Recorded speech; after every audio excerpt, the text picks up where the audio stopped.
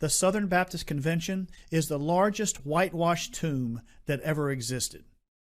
Like the church in Sardis in Revelation 3, for 50 years it has had a name that it is alive, but it is in fact dead. Despite the SBC's flagrant pride in being the country's largest denomination, its churches are failing by the thousands. Their members are old, their pews are empty, and their churches are irrelevant.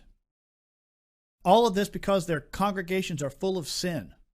They hate to do evangelism. They hate to care for the poor, but they love to fight.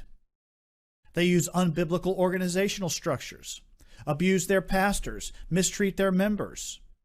They are filled with backbiting, cliques, and rebellion. And while obvious changes need to be made, they are completely incapable of recognizing the signs of the times and changing to address the current moral and spiritual landscape of the nation. And though the denomination is quick to brag about its support structure from local associations and state conventions, its approach to addressing the problems in its churches is foolish and failing. The SBC takes a purely mechanical, worldly approach to church revitalization. It is always looking for a new program, or a new source of funding, or a new movement that will turn rebellious churches around. But they utterly avoid the deeper spiritual issues destroying them, like spiritual immaturity, rebellion to authority, and the worship of tradition. They are afraid of their own churches.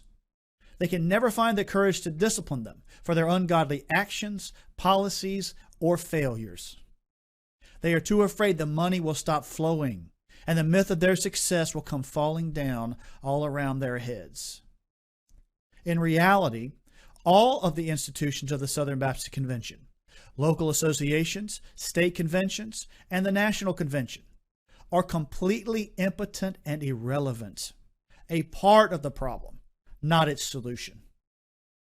Their shrinking attendance, closed churches, disenchanted pastors, and non-existent influence are all signs of God's direct, wrathful judgment upon both their churches and their denomination. If the SBC is to survive, it must stop pretending it is alive, confess that it is dead, and plead with Christ for forgiveness and restoration.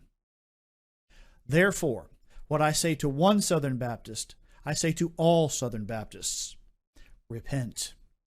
Repent. Repent. My name is Dr. Wes Moore, and this has been an Oracle of Judgment against the Southern Baptist Convention.